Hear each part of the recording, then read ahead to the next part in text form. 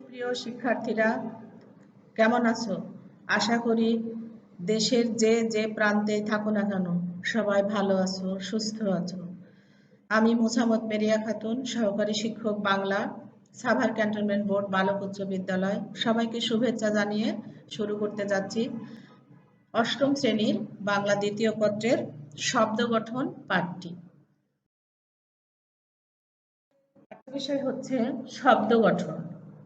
ধন্যাত্মক শব্দ, অনুকার শব্দ, শব্দ দ্বৈত বা নিরুক্ত শব্দ, শব্দ গঠনের প্রাথমিক ধারণা। শিক্ষার্থীরা, প্রথমে আমরা শব্দ গঠন চ্যাপ্টারে যে ধন্যাত্মক শব্দ, অনুকার এগুলো কেন আমরা আলোচনা করতে যাচ্ছি সেটা আমরা এখন বিশেষভাবে আলোচনা করব। ধন্যাত্মক শব্দ সাধারণভাবে কোনো কিছুর স্বাভাবিক বা কাল্পনিক অনুকৃতি বিশিষ্ট শব্দের রূপকে ধন্যাত্মক শব্দ বলে, যেমন ঘেউ ঘেউ, মর্মর, ঠাঠা। এখন আমাদের এখানে জানতে হবে যে কোনো কিছুর স্বাভাবিক, কোনো কিছুর বলতে গেলে এটা হয়তো বস্তু হতে পারে, আবার প্রাণীও হতে পারে, বা প্রাকৃতিকভাবেও হতে পারে। যেমন প্রাণী ঘেউ ঘেউ করছে, এটা প্রাণীর স্বাভাবিক একটা উচ্চারণ বা তোমার সাউন্ড, শব্দ। আবার কাল্পনিক অনুকৃতি, এই কাল্পনিক অনুকৃতিটা যেমন গাছের ডাল যখন পড়ে মরমর শব্দ হয়। এখন এটা আমি কিন্তু, সে প্রাণী না যে ও ঘেউ ঘেউ করলো কুকুরের মতো, আমি শুনে বুঝলাম যে এর ডাক এটা। গাছের যে মর্মর শব্দ, এটা আমার সম্পূর্ণ কাল্পনিক অনুকৃতি। ঠা ঠা রোদ, এটা প্রকৃতিক পরিবেশ, আমরা রোদ দেখলাম, আমি ঠা ঠা বললাম, এটা আমার একটা মনের কল্পনা দিয়ে আমি এই শব্দটাকে বের করলাম, বা আমি বললাম যে কড়া রোদও বলতে পারি, আবার ঠা ঠা রোদও বলতে পারি, কিন্তু আমরা কড়া রোদ না বলে একটা কাল্পনিক অনুসর্গের মতো কিছুটা, যেমন এর কোনো আসলে অর্থ নেই, আলাদা করে কোনো অর্থ নেই। আমরা জানি যে শব্দের সংজ্ঞাতে আমরা শিখছিলাম যে অর্থপূর্ণ ধ্বনির সমষ্টি হচ্ছে শব্দ। কিন্তু তোমরা এখন বুঝতে পারছো তো যে ঘেউ ঘেউ, মর্মর, ঠাঠা এগুলো আসলে তেমন কোনো শব্দ, এই শব্দগুলো তেমন কোনো অর্থ নেই। তাই তাহলে আমরা এখন কি বলবো যে আসলে এগুলো কতগুলো ধ্বনির মিলিত রূপ। এই সম্মিলিত ধ্বনিগুলো একদিকে কানে শোনার ধ্বনির অনুকরণে সৃষ্ট, অর্থাৎ আমরা কানে শুনে আমাদের মনের মধ্যে কি বলছে সেরকম। যেমন আমরা বাঙালি, হয়তো আমরা ঘেউ ঘেউ বললাম, হয়তো যারা ইংরেজ তার সেই জনপদে এই কুকুরের ডাকটা তারা ঘেউ ঘেউ না বলতেও পারে। এখানেই কিন্তু স্বাভাবিক আর কাল্পনিকের একটা ব্যাপার আছে, তোমরা মনে রাখবে, ঠিক আছে? আরেকটা বলছে যে অন্যদিকে মানুষের নানা সূক্ষ্ম অনুভূতির প্রতীক। এই যে একটু আগে আমি যে কথাটা বললাম যে মানুষের নানা সূক্ষ্ম অনুভূতি, আমার মনের সূক্ষ্ম অনুভূতিকে নাড়া দিচ্ছে কোন সাউন্ডটা, কেমন করে একই শব্দ বা একই কাজ হয়তো আমি আমার মতো করে বলছি, আরেক জায়গায় আরেকজন সেভাবে নাও বলতে পারে। কারণ হয়তো আমরা যে একটু আগে বললাম যে ঘেউ ঘেউ, মর্মর, ঠা ঠা, এগুলো আমাদের দেশে হয়তো আমরা কি করছি বলছি এইভাবে, কিন্তু অন্য দেশে ঠিক তাদের যে সূক্ষ্ম কল্পনার যে অনুভূতি সেটা আলাদা হতে পারে। তাই এখানে বলা হচ্ছে যে এই সম্মিলিত ধ্বনিগুলো কানে শোনার ধ্বনির অনুকরণে স্রষ্ট, আবার মানুষের নানা সূক্ষ্ম অনুভূতির প্রতীক। সেই প্রতীকগুলো কি কি? এই যে ঘেউ ঘেউ, মর্মর, ঠা ঠা, ঠিক আছে? এখন আমরা জেনে নেব যে এই ধন্যাত্মক শব্দের তাৎপর্যপূর্ণ অর্থ। আর একটু এখানে বলে রাখি যে এই ধন্যাত্মক শব্দগুলোর আমি আগেই বলছি যে নিজস্ব কোনো আসলে অর্থ নেই। ঠিক আমরা অনুসর্গ বা কর্মপ্রবচনীয় বা অব্যয় পদগুলোর যেমন আলাদা করে নিজস্ব কোনো অর্থ থাকে না, ঠিক ধন্যাত্মক শব্দেরও সেরকম কোনো নিজস্ব অর্থ নেই। কিন্তু যখন এরা বাক্যে ব্যবহার হয় তখন বিশেষ তাৎপর্যপূর্ণ অর্থ প্রকাশ করে থাকে। কেমন সেটা? মনে করো যে আমরা কেউ যদি বলে যে এমনি ঘেউ ঘেউ, তাহলে কি কেউ বলবে যে এটার অর্থ কি? কিন্তু যদি বলি যে কুকুরটা ঘেউ ঘেউ করছে, তখন কিন্তু আমি খুব ভালো রকম বুঝতে পারছি যে একটা কুকুর রাস্তায় দাঁড়ায় হোক আর ঘরেই হোক আর যেখানে দাঁড়ায় হোক সে ঘেউ ঘেউ করে ডাকছে। ঠিক আছে না শিক্ষার্থীরা? এখন কেমন করে এই ধন্যাত্মক শব্দের তাৎপর্যপূর্ণ অর্থগুলো হয় তোমরা একটু দেখে নাও এবং শুনে নাও। মানুষের ধ্বনির অনুকৃতি, জীবজন্তুর ধ্বনির অনুকৃতি, বস্তুর ধ্বনির অনুকৃতি আর অনুভূতির কাল্পনিক অনুকৃতি। এখন আমরা জেনে নেব যে মানুষের ধ্বনির অনুকৃতি। আগেই আমি বলেছিলাম তোমাদেরকে যে প্রাণীর অনুকৃতি আর স্বাভাবিক, এই দুটা কিন্তু আলাদা জিনিস। একটা কাল্পনিক আর একটা স্বাভাবিক। যেমন বৃষ্টির পানি ঝরঝর ঝরঝর করে পড়ছে, এটা কিন্তু স্বাভাবিক রূপ। আর কাল্পনিকটা হচ্ছে যে ঝমঝম করে বৃষ্টি পড়ছে, আমি কান পেতে শুনছি, এটা আমার কাছে কাল্পনিক অনুকৃতির মতো লাগছে। দুটা দুই জিনিস। তো মানুষের ধ্বনির অনুকৃতি কিরকম দেখো, ভেউ ভেউ। লোকটি ভেউ ভেউ করে কান্না শুরু করলো, অর্থাৎ আমার কাছে তার কান্নাটা ভেউ ভেউ এর মতো মনে হলো। হি হি, এত হি হি করে হাসার কারণ কি? ট্যা ট্যা, কানের কাছে এত ট্যা ট্যা করো না। গুনগুন, মেয়েটি গুনগুন করে গান গাইছে। খক খক, বুড়ো লোকটি খক খক করে কাশছে। এটা গেল মানুষের ধ্বনির অনুকৃতি। এখন আমরা মানুষের কাছ থেকে যাব ইতর প্রাণী, জীবজন্তু। জীবজন্তুর ধ্বনির অনুকৃতি কেমন হয়ে থাকে আমরা একটু দেখে নেব। কুকুরটি ঘেউ ঘেউ করে চিৎকার করছে। মিউ মিউ, বিড়ালটি মিউ মিউ করে ডেকে কোলে এসে বসলো। তারপরে কুহু কুহু, বসন্তে কোকিল ডেকে ওঠে কুহু কুহু রবে। কাকা, কাকগুলো কাকা করে ডাকছে। গড় গড়, বাঘটি তখন গড় গড় করে গড়গড় করতে লাগলো। ঠিক আছে? তো এটা আমরা ওই অনুকৃতি মানেই হচ্ছে তোমার স্বাভাবিক বা অনুকৃতি। বাঘ ডাকছে বা বাঘ গড়গড় করছে, এটা তার কাছে স্বাভাবিক, কিন্তু আমাদের কাছে কিন্তু এটা আবার কাল্পনিক অনুকৃতি। আমরা বলছি যে বাঘটা রাগে গড়গড় করছে। ঠিক আছে? এরপরে বস্তুর ধ্বনির অনুকৃতি। বস্তুর ধ্বনির অনুকৃতি কিরকম? যেমন একটা সব দেখো তোমরা, ঘচ ঘচ, কৃষকেরা ঘচ ঘচ করে ধান কেটে চলেছে। মরমর, গাছটা মরমর করে ভেঙে পড়ল। গুড় গুড়, গুড় গুড় করে মেঘ ডাকছে। কলকল, কলকল করে নদী বয়ে চলেছে। ঝমঝম, ঝমঝম করে বৃষ্টি নামলো। তোমরা এখন, আমি আগে বলেছিলাম যে বস্তুর ধ্বনির অনুকৃতি। আবারও বলছি, আমাদের সংজ্ঞাতেই কিন্তু বলা আছে যে কোনো কিছুর স্বাভাবিক বা কাল্পনিক অনুকৃতি। অর্থাৎ এই বস্তুর ধ্বনির অনুকৃতিটা, বস্তুটা এই যে ধান কাটছে ঘস ঘস, এটা স্বাভাবিক, কিন্তু আমাদের কাছে এটা কাল্পনিক, অর্থাৎ আমরা কল্পনা করে বলছি যে ঘস ঘস। ঠিক আছে? এরপরে অনুভূতির কাল্পনিক অনুকৃতি। আমরা কোনো কিছু দেখে সেটা এই যে আমরা কল্পনা করে বলে থাকি, তাই না? এটাই হচ্ছে কাল্পনিক অনুভূতি। যেমন চাঁদকে আমরা কি বলছি? চাঁদকে কেউ মামা বলছি, তারপরে কেউ আবার বলছি যে পূর্ণিমার চাঁদ যেন ঝলসানো রুটি, কবি সুকান্ত ভট্টাচার্য, হ্যাঁ, এটা বলেছে। তাহলে এটা কাল্পনিক অনুকৃতি হলো না?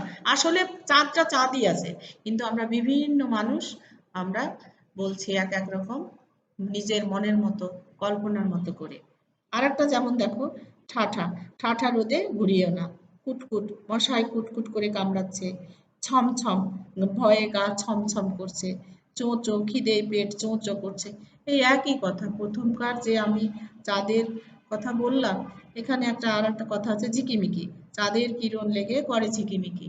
এখন চাঁদের কথা বলো আর এই ঠাই বলো, কুটকুট বলো, ছমছম বলো, সবই তোমার কল্পনা। ভয়ে গা ছমছম করছে, আসলে ছমছম করে তো আর গা নড়ছে না বা নাচছে না কেউ।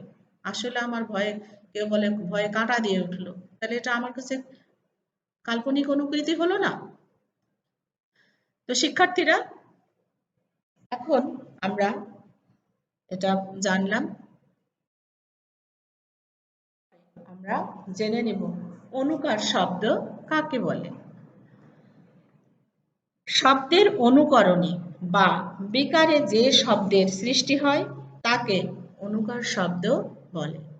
আগে দেখে নাও তোমরা সংজ্ঞাটি। শব্দের অনুকরণে, অনুকরণ মানে কি? আমরা হুবহু যদি কোথাও কাউকে কপি করি, ঠিক আছে, কিন্তু একটু হয়তো আলাদা। তোমরা খেয়াল করে দেখো, আমরা যদি কাউকে অনুকরণ করি, আমরা কিন্তু হুবহু সেইটা বসাই না, একটু সামান্য আলাদা করে রাখি। তাই সংজ্ঞাতে বলা হয়েছে যে শব্দের অনুকরণে বা বিকারে, অর্থাৎ এই বিকার বলতে কিন্তু মানুষের মন মেজাজ বা কষ্ট বা কোনো যন্ত্রের যে গতির, সেই জিনিসটাকে বোঝায়। শব্দের অনুকরণে বা বিকারে যেসব শব্দের সৃষ্টি হয় তাকে অনুকার শব্দ বলে। এখানে একটা কথা আছে যে অনুকার শব্দ ধনাত্মক শব্দেরই রকম ফের মাত্র। অনুকার শব্দ ধনাত্মক শব্দের রকম ফের। তাহলে আমরা ধনাত্মক শব্দে কি বলেছিলাম সংজ্ঞায়? যে স্বাভাবিক বা কাল্পনিক অনুকৃতি বিশিষ্ট রূপকে ধনাত্মক বলে। তারপরে ধনাত্মকের আলাদা কোনো অর্থ নেই। তারপরে এগুলাও ধনাত্মক শব্দ, কতগুলো ধ্বনির মিলিত রূপ, আবার এটা নিজের একদিকে কানে শোনে সম্মিলিত ধ্বনিগুলা, আর মানুষের মনের মধ্যে নানা সূক্ষ্ম অনুভূতির সৃষ্টি হয়। আর অনুকার শব্দে কি বলছে? অনুকরণে বা বিকারে। অর্থাৎ একটা উদাহরণ দিলেই আমরা বুঝতে পারি যে দেখো, আবোল তাবোল, আমরা ওখানে সরাসরি পরপর একই সাউন্ড করেছিলাম, যেমন ট্যা ট্যা গুন গুন, কিন্তু এখানে বলছি আমরা আবোল আবোল না বলে কি বলছি? আবোল তাবোল। শুধু তাটা আমরা আয়ের কাছে বসিয়েছি। অর্থাৎ অনুকরণে, আমাদের শব্দের অনুকরণে, মনে রেখো। তারপরে আছে কাপড় চোপড়। দেখো, আমরা কাপড়ের জায়গায় শুধু চোখ, এইটা শুধু আমরা পরিবর্তন করেছি, কাপড় চোপড়। তারপরে খাবার দাবার, গোছ গাছ, চোটপাট, জড়ো সড়ো, এগুলো। এরপরে আমরা দেখে নেব দ্বিরুক্ত শব্দ। দ্বিরুক্ত, বাংলা ভাষায় কোনো কোনো শব্দ, পদ বা অনুকার শব্দ একবার ব্যবহার করলে যে অর্থ প্রকাশ করে, সেগুলো দুবার ব্যবহার করলে তার অর্থের সম্প্রসারণ ঘটে বা বিশেষভাবে জোরালো অভিব্যক্তি প্রকাশ পায়। এগুলোকে দ্বিরুক্ত শব্দ বলে। শিক্ষার্থীরা, আগে দেখো তোমরা যে বাংলা ভাষায় কোনো শব্দ, পদ বা অনুকার শব্দ, আমরা প্রথমে যদি বলি যাও যাও, না যাও, তখন কিন্তু একরকম মনে হয়। কিন্তু যদি বলি যাও যাও, তাহলে কিন্তু একটু কি হয়? ইমফেসিস হয়, জোর হয়, যে এটা করে আমরা জোর একটা দিচ্ছি, মানে জরুরি বোঝাতে বা কাজের গতিটার গুরুত্ব বোঝাতে আমরা যে যে ইমফেসিস করি বা আমরা জোর দিই, সেটা আমরা এই দ্বিরুক্ত শব্দে পেয়ে থাকি।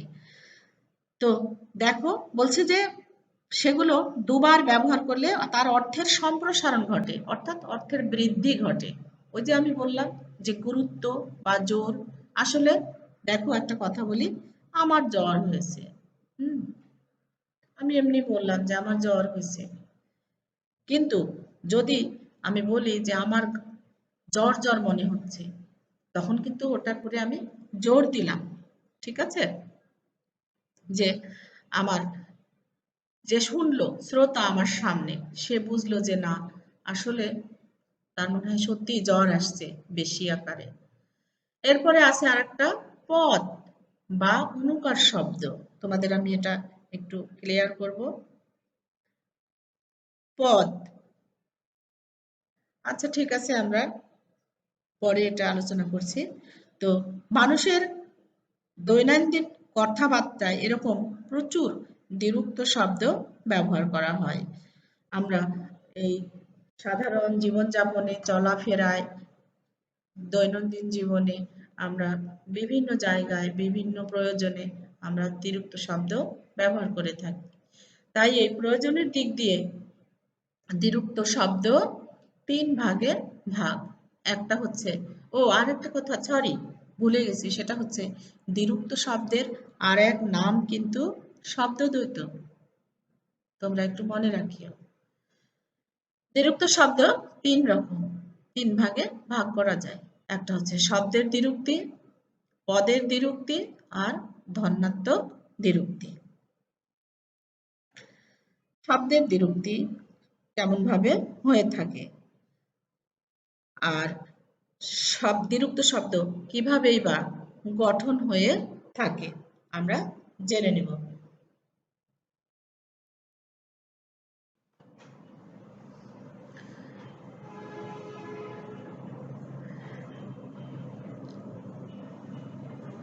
শিক্ষার্থীরা, এখন আমরা দেখে নেব যে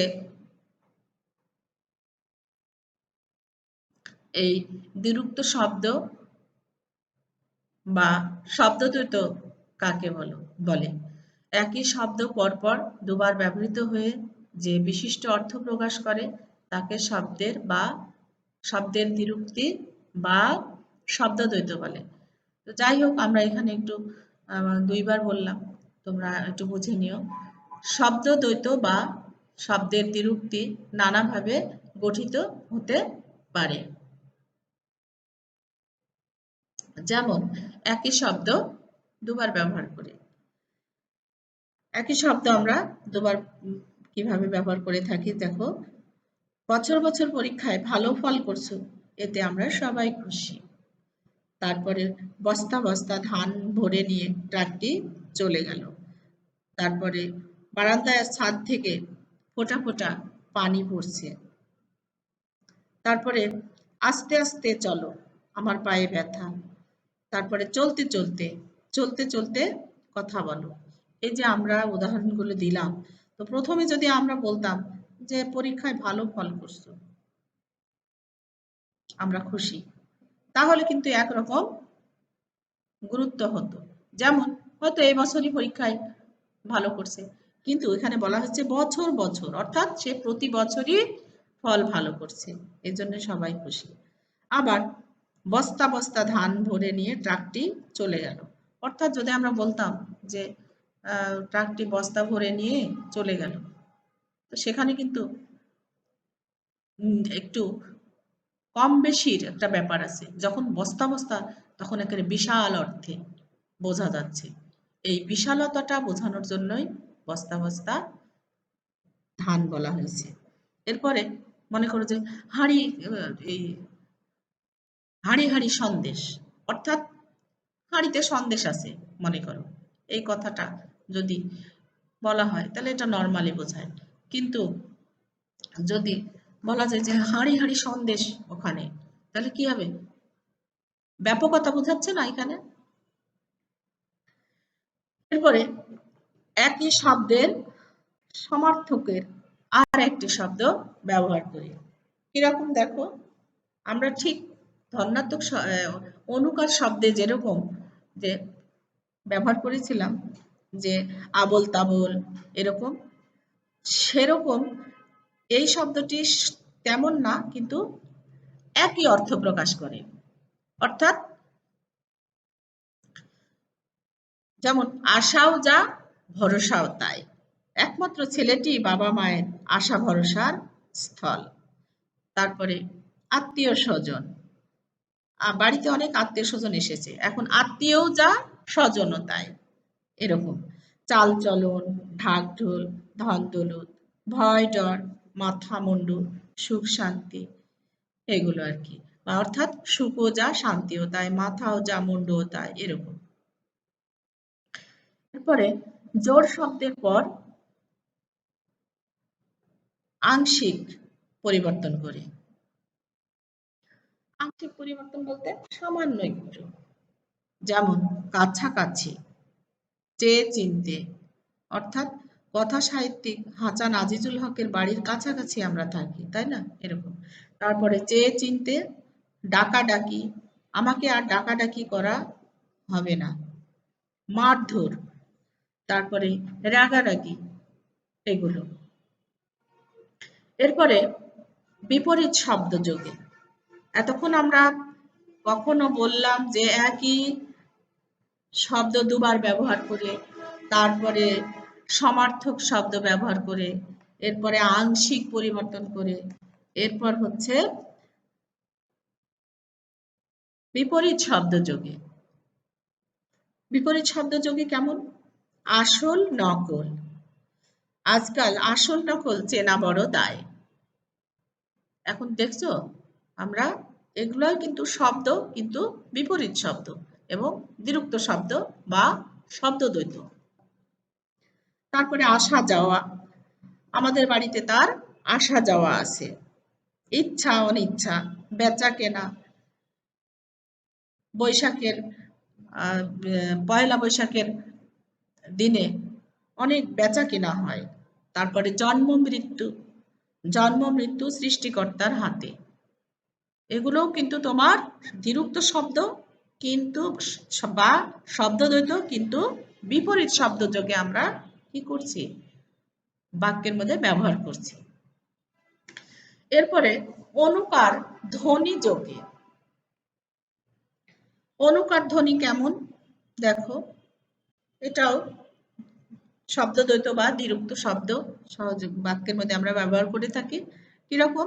টুপটাপ, অর্থাৎ এই টুপটাপটাও কিন্তু ওই আমাদের, আমরা যখন ওই বিভিন্ন শব্দে প্রয়োগ করেছি ধন্যাত্মক শব্দে, যে কাল্পনিক অনুকৃতি, ঠিক এরকমই। অর্থাৎ টুপটাপ করে বৃষ্টি পড়ছে, আসলে বৃষ্টি স্বাভাবিক গতিতেই পড়ছে, কিন্তু আমরা কাল্পনিক দিয়ে বলছি যে টুপটাপ করে পড়ছে বৃষ্টিটা। তারপরে টুংটাং, চুড়ি বাজে টুংটাং। চিকচিক, চিকচিক করে বালি কোথা নাই কাদা। সনসন, সনসন করে বায়ু বয়। ছলছল, তার চোখ ছলছল করছে।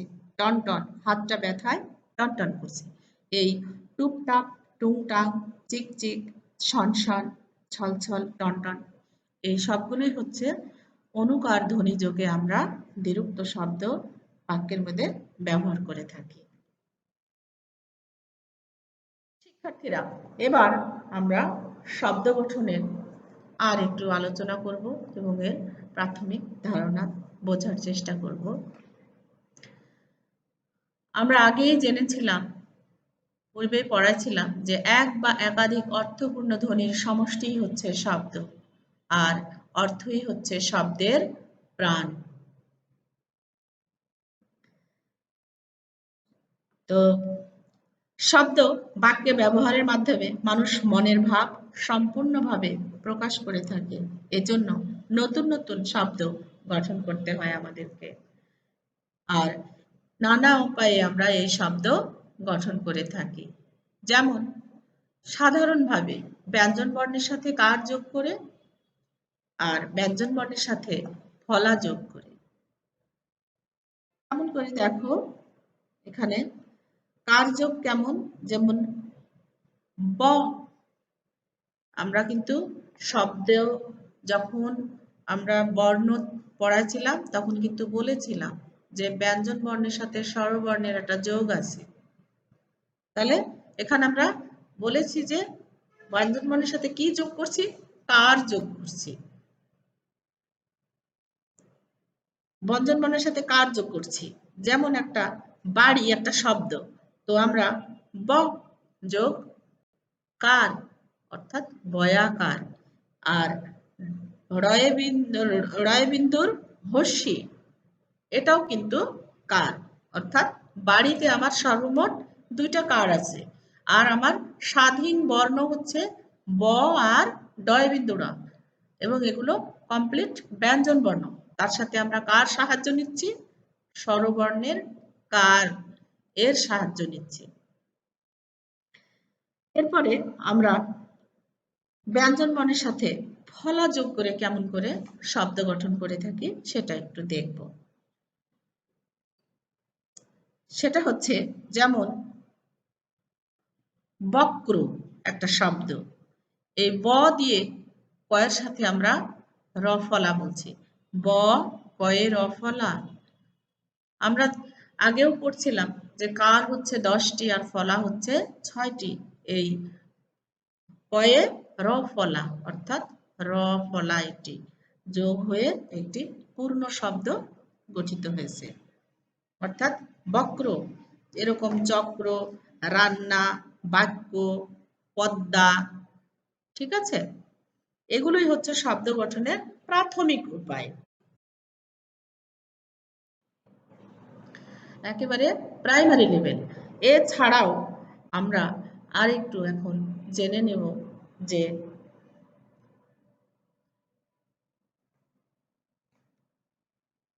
এই শব্দ গঠন করতে গিয়ে আমরা শব্দের একটু প্রকার কে জেনে নেব। বাংলা ভাষায় এমন কিছু শব্দ আছে যেগুলোকে বিশ্লেষণ করাও যায় না, ভাঙাও যায় না, সেগুলোই হচ্ছে মৌলিক শব্দ। যেমন মনে করো মা, বাবা, হাত, পা, মুখ, পাখি, এগুলো, ঠিক আছে। এখন যেমন এটা গেল মৌলিক শব্দ। এখন এই মৌলিক শব্দের সাথে বিভিন্ন উপায়ে বা প্রক্রিয়ায় কিছু শব্দ যোগ করে আমরা নতুন শব্দ তৈরি করে থাকি, সেগুলো হচ্ছে সাধিত শব্দ, ঠিক আছে। তাহলে শিক্ষার্থীরা, আমরা এখানে শব্দ গঠনে এসে আবার শব্দের প্রকারও একটু আলোচনা করলাম। তাহলে শব্দ কত রকম? 2 রকম এখানে, মৌলিক এবং সাধিত। যেগুলো বিশ্লেষণ করা যায় না, ভাঙা যায় না, সেগুলো হচ্ছে মৌলিক। আর এই মৌলিক শব্দের সাথে আমরা অনেক সময় কি করি? অন্য শব্দ ব্যবহার করে আমরা শব্দ তৈরি করে থাকি, সেগুলোই হচ্ছে সাধিত শব্দ। আমরা জেনে নেব যে সাধিত শব্দ গঠনের উপায় কয়টি। এক হচ্ছে মৌলিক শব্দ যোগে, যেমন পাগল যোগ আমি। এখানে দেখে নাও, সাধিত শব্দ কিন্তু মৌলিক শব্দের সাহায্যে গঠিত হয়। কিভাবে? পাগল যোগ আমি, দুটি কিন্তু স্বাধীন শব্দ। পাগল হচ্ছে একজন ব্যক্তি, আমিও একটা শব্দ, একজন ব্যক্তি। এই দুটো যোগ হয়ে আমার হয়েছে পাগলামি। তারপরে বই এবং পত্র, তোমরা জেনে নাও যে বইও একটা মৌলিক শব্দ, পত্র একটি মৌলিক শব্দ, কিন্তু আমরা বলছি বইপত্র। তাহলে আমরা সাধিত শব্দ কিভাবে গঠন করলাম? মৌলিক শব্দ যোগে। আর কিভাবে? শব্দের সাথে বিভক্তি যোগ করে, শব্দের সাথে বিভক্তি যোগ করে। যেমন ধরো আমা যোগ কে, আমাকে, বাড়ি যোগ র, বাড়ির, ঢাকা যোগ হর্ষই সমান সমান ঢাকায়, তারপরে চট্টগ্রাম যোগ এ, চট্টগ্রামে।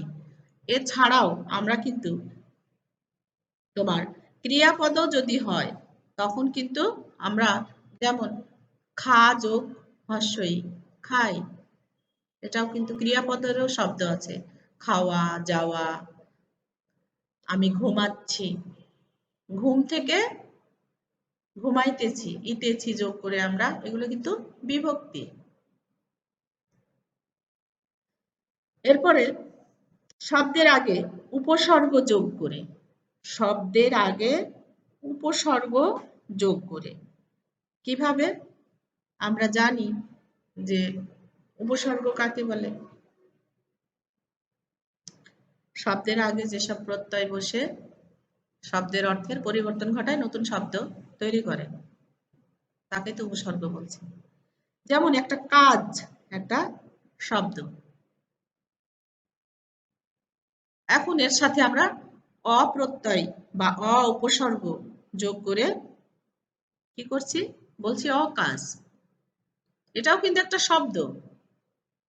তারপরে ভাবের সাথে যোগ করে আমরা বলছি যে অভাব, নীল অনীল, চেনা অচেনা।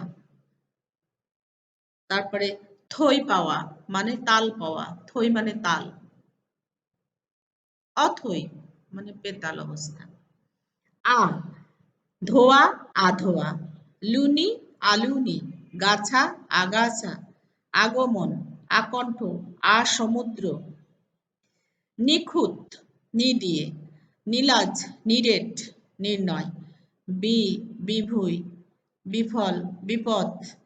তারপরে উপসর্গ, সুনজর সুখবর সুদিন। এরপরে শব্দের পরে প্রত্যয় যোগ করে কিভাবে দেখো, এগুলো আগের গুলো গেল, উপসর্গ যোগ করে। প্রথমে আমরা সাধিত শব্দ কিভাবে গঠন করলাম, মৌলিক শব্দ শব্দের শেষে বিভক্তি যোগ করে, শব্দের আগে উপসর্গ যোগ করে, এরপরে আসছে শব্দের পরে প্রত্যয় যোগ করে। উপসর্গ কিন্তু শব্দের আগে বসে আর প্রত্যয় বসছে শব্দের পরে। যেমন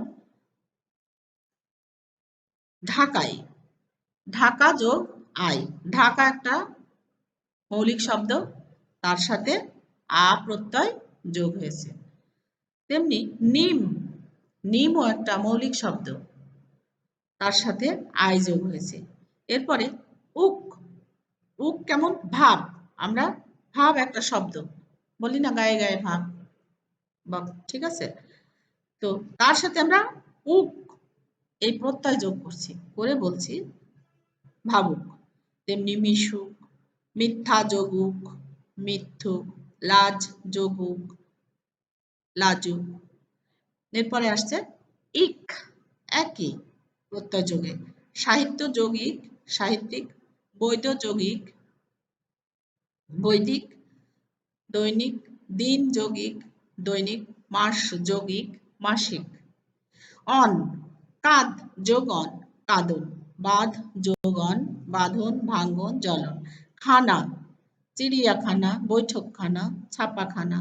অনিয়, করণীয় বরণীয় স্মরণীয়। এরপরে আসছে সন্ধির সাহায্যে। এখন আমরা শব্দ গঠন করে থাকি সন্ধি বিচ্ছেদের মাধ্যমে, আমরা যে সন্ধি করে থাকি সেই সন্ধির সাহায্যে আমরা কিভাবে সাধিত শব্দ গঠন করে থাকি। যেমন বিদ্যালয় একটা শব্দ, কিন্তু এটা যদি আমরা সন্ধি বিচ্ছেদ করি তাহলে বিদ্যা একটা বের হয়, আলয় একটা বের হয়, দুটাই আলাদা শব্দ। তাহলে আমরা সন্ধির সাহায্যেও সাধিত শব্দ গঠন করে থাকি। শীত যোগ ঋতু শীতার্ত, শ্রম যোগ তাপ, দিক যোগ অন্ত, শুভ যোগ ইচ্ছা, পদ যোগ ইতি হতি পদ যোগ হতি পদ্ধতি, সমযোগ বাদ, সংবাদ, পরিযোগ ছদ পরিচ্ছদ। এগুলো সবই সন্ধির মাধ্যমে আমরা সাধিত শব্দ গঠন করে থাকি। সমাসের সাহায্যে এখন আমরা দেখে নেব যে সমাসে কিছু আমাদের পদের একত্রীকরণ হচ্ছে সমাস, অর্থাৎ কতগুলো পদ যখন এক পদে মিলিত হয়ে নতুন একটা শব্দ গঠন করে তাই কিন্তু সমাস, অর্থাৎ সংক্ষেপণ। কতগুলো পদের সংক্ষেপণ হচ্ছে সমাস। তাহলে এখানে আছে বসতের জন্য বাড়ি, অর্থাৎ বসতের জন্য বাড়ি, এ তিনটি আলাদা আলাদা শব্দ বা পদ। আর বসত বাড়ি শেষকালে একটা, শেষ বেলায় কি হচ্ছে বসত বাড়ি, বসতের জন্য বাড়ি বসত বাড়ি। তাহলে বসত বাড়িটা সাধিত শব্দ আর এটা আমরা সমাসের সাহায্যে পেয়ে থাকি। ক্লিয়ার? মুখ চন্দ্রের ন্যায়, মুখ চন্দ্র। নদী মাতা যার, নদী মাতা। ঠিক একই প্রক্রিয়ায় সমাসের সাহায্যে আমরা সাধিত শব্দ গঠন করে থাকি। এরপরে আছে শব্দ দ্বৈতের মাধ্যমে, অর্থাৎ দ্বিরুক্ত শব্দের মাধ্যমে আমরা সাধিত শব্দ গঠন করে থাকি। কেমন করে? বাড়ি বাড়ি গিয়ে ভিক্ষা করো, তারপরে ঘরে ঘরে স্বাধীনতার ডাক দাও, ঢং ঢং করে ঘড়ি বাজছে, লাল লাল জবা ফুল, দলে দলে লোক ছুটতে লাগলো। এই যে আমরা এই বাক্যগুলোকে যে বললাম, এগুলো কিন্তু এই বাক্যের মধ্যে, যদিও এখানে শব্দটা দিয়ে আমাদের বাক্য দেওয়া নাই, কিন্তু বাড়ি দিয়ে বাড়ি বাড়ি, ঘর দিয়ে ঘরে ঘরে, ঢং দিয়ে ঢং ঢং, লাল দিয়ে লাল লাল, দলে দিয়ে দলে দলে। ঠিক আছে? আমরা পড়াটা মোটামুটি শেষ করলাম শিক্ষার্থীরা। আমি আমার মতো করে তোমাদেরকে বোঝানোর চেষ্টা করলাম এই স্বল্প সময়ে। এখন তোমরা বাড়িতে বসে এই বইটাকে আরো মনোযোগ দিয়ে সুন্দর করে পড়বে, বোঝার চেষ্টা করবে, কারণ তোমার পড়াটা তোমাকেই করতে হবে। আমি আবারও বলছি, তোমার পড়াটা তোমাকেই করতে হবে। তাই তুমি সমস্ত চ্যাপ্টার আবার সুন্দর করে মনোযোগ দিয়ে নিখুঁতভাবে পড়বে, কোনো পড়া বাদ দিবে না এবং ভালো করে মনে রাখার চেষ্টা করবে। আর আমি তোমাদের একটু সামান্য কাজ দিলাম বাড়ির, সেটা হচ্ছে সংজ্ঞা দিয়েছি ধর্নাত্মক শব্দ, অনুকার শব্দ, দ্বিরুক্ত শব্দ, মৌলিক শব্দ, সাধিত শব্দ। আর প্রতিটি নিয়ম ব্যবহার করে একটি করে তুমি অবশ্যই উদাহরণ মুখস্থ রাখবে, কারণ যদি তুমি নিয়মটা ভালো করে জানো বা মনে রাখো, তাহলে যে কোনো শব্দ আসলে তুমি সেই ফরম্যাটে ফেলে তখন ওই অ্যান্সারটা করতে পারবে। কারণ আবারও বলি, এখানে তোমার বহু নির্বাচনী প্রশ্ন থাকবে, 4টার মধ্যে 1টি সঠিক উত্তর থাকবে, তারপরে তোমার 3টাই কাছাকাছি উত্তর বা ভুল উত্তর দেওয়া থাকবে। তখন তুমি নিয়মটা জানা থাকলে সঠিক উত্তরটা তুমি বাছাই করতে সুবিধা হবে তোমার জন্য। ধন্যবাদ সবাইকে।